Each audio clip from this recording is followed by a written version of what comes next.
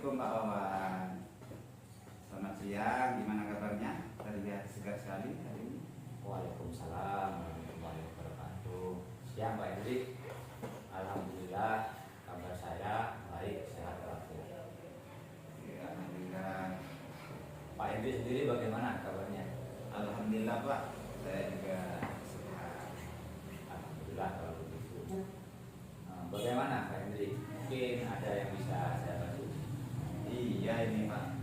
Begini Pak, kebetulan saya itu ada tugas untuk wawancara dengan beberapa kepala sekolah terkait dengan praktik pengambilan keputusan.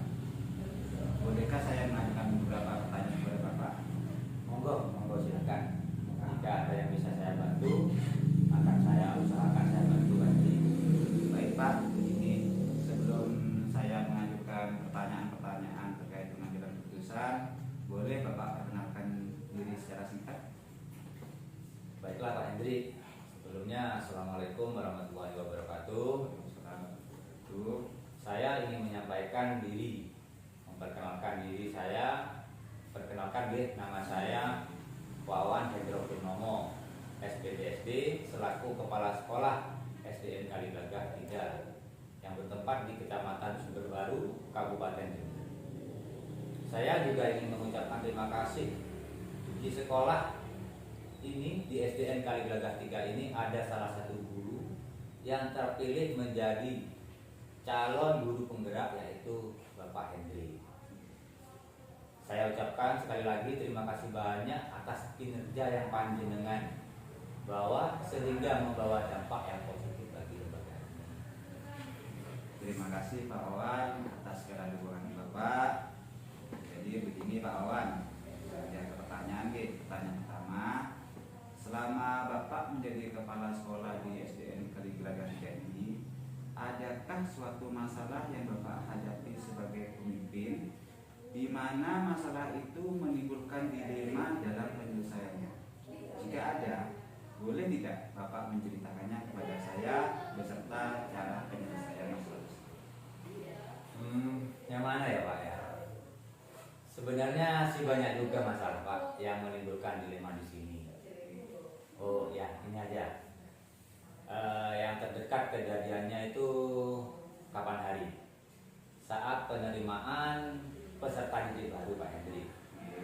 Seperti yang Pak Hendri ketahui, tahun ini sekolah kita SDN Kaliglagah 3 mendapat penerima atau pendaftar siswa yang cukup banyak. SDN Kaliglagah 3 memperoleh 57 murid siswa baru. Dan ini sudah sesuai dengan harapan lembaga kita akan membuka 2 rombel untuk peserta didik baru Pak.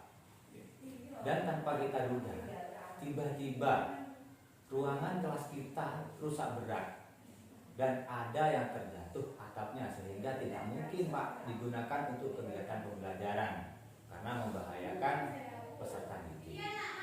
Sedangkan di lembaga kita untuk kelas 1 sudah mendapat pendaftar untuk 2 rombel Pak Hendrik. Jadi saya bingung saat itu antara tetap membuka pendaftaran untuk 2 rombel atau hanya 1 rombel.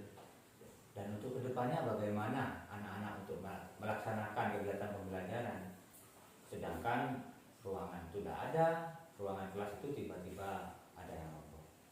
Begitu ya Pak. Terus lantas keputusan apa yang Bapak ambil saat itu Pak? Waktu itu begini, saya mengajak semua dewan guru dan komite SDN Kaliglagah 3 untuk berdiskusi Pak terkait masalah ini.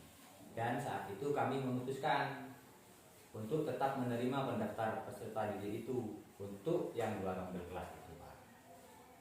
Dan untuk menyikapi ruangan yang akan digunakan, kami bermusyawarah dan sepakat untuk menggunakan ruangan perpustakaan dan mushola untuk digunakan sebagai tempat dilaksanakannya kegiatan pembelajaran sebagai pengganti sementara ruangan yang ambruk atau yang ya.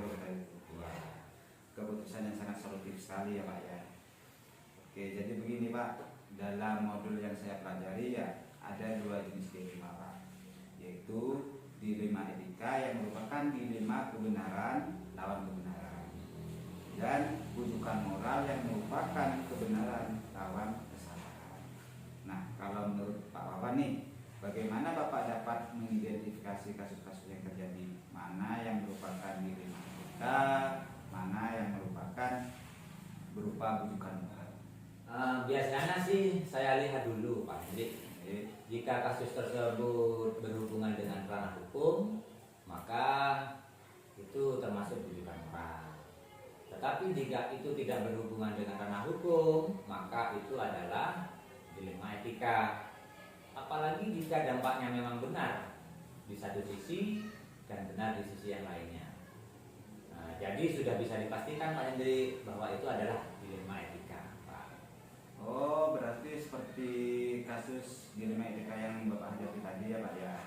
Apakah akan mempertahankan membuka dua rombel atau hanya akan membuka satu rombel saja, di mana keduanya keputusan yang benar dan tidak melanggar hukum. Iya, betul sekali Pak. Berarti selama ini bagaimana Pak Wawan menjalankan pengambilan keputusan, terutama untuk kasus-kasus dilema kepentingan yang sama-sama benar atau sama-sama mengandung nilai kebajikan? Begini, menurut saya nilai-nilai kebajikan yang akan saya pilih dan harus dijunjung tinggi Pak Hendri. Karena dengan menjunjung tinggi nilai-nilai kebajikan tersebut seperti keadilan, kemudian kejujuran, kemanusiaan dan lain-lainnya, maka kebenaran itu akan sendiri akan mengikutinya Pak Hendri. Adakah langkah-langkah atau strategi yang seperti apa yang biasanya Bapak lakukan dalam menyelesaikan masalah dilema seperti itu Pak? Biasanya kalau ada masalah seperti itu Pak, yang akan saya lakukan adalah berdiskusi Pak dengan semua dewan guru, juga komite, dan juga tak lupa berdiskusi dengan KDKS serta pengawas. Ada tidak Pak hal-hal yang Pak Wawan anggap efektif dalam pengambilan keputusan pada kasus-kasus dilema etika? Apa ya Pak? Saya rasa semuanya akan efektif jika kita komunikasikan dengan baik kepada semua pihak yang berkepentingan Pak Hendri, sehingga semua juga dapat tahu dengan apa yang sedang terjadi. Adakah menurut Pak Wawan tantangan dalam pengambilan keputusan pada kasus dilema etika? Menurut saya yang menjadi tantangan adalah jika tidak adanya keterbukaan Pak. Jadi dalam kasus-kasus dilema ini membutuhkan keterbukaan dari semua pihak dalam menyelesaikan masalah. Apakah Bapak memiliki sebuah aturan atau jadwal tertentu dalam menyelesaikan sebuah kasus dilema etika? Maksudnya apakah Bapak langsung menyelesaikan di tempat atau memiliki sebuah jadwal untuk menyelesaikannya, atau Bapak memiliki semacam prosedur untuk menyelesaikan kasus dilema ini? Apa ya Pak ya? Kalau jadwal tertentu mungkin tidak ada Pak Hendri. Tapi kalau prosedurnya jelas ada. Seperti kasus yang saya sampaikan tadi itu loh Pak. Saya memerlukan diskusi terlebih dahulu dengan semua dewan guru, kemudian berkonsultasi kepada K3S, kepada pengawas bina. Nah, dengan itu dua langkah itu saya ambil untuk mencari solusi terbaik untuk semua pihak.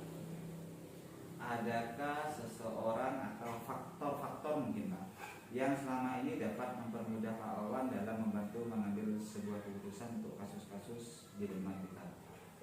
Ya tentu Pak. Biasanya saya akan berkonsultasi dengan pengawas bina dalam mengambil keputusan yang paling penting. Pertanyaan terakhir nih Pak, dari semua hal yang telah Bapak sampaikan tadi, pembelajaran apa yang dapat Bapak petik dari pengalaman dalam pengambilan keputusan sebuah masalah yang menimbulkan dilema etika? Intinya begini Pak Hendri, kita harus selalu membangun komunikasi yang baik dengan semua pihak Pak. kita juga harus membangun rasa empati kepada orang yang bekerja sama dengan kita. Dengan demikian, kerjasama kita dalam mewujudkan pendidikan yang baik dan menyenangkan bagi murid akan dapat terwujud. Mungkin seperti itu yang dapat saya berikan.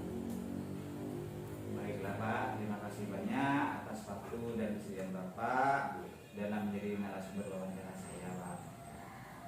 Iya Pak Hendri, sama-sama. Nah, saya juga senang bisa membantu jenengan. Oke Bapak, baiklah Bapak, kalau begitu saya mohon izin pamit dulu untuk melanjutkan tugas saya di kelas. Semoga lancar semua pekerjaan Bapak hari ini Pak. Insya Allah, amin. Terima kasih Pak Hendri. Oke Bapak, saya mohon pamit. Assalamualaikum. Waalaikumsalam warahmatullahi wabarakatuh.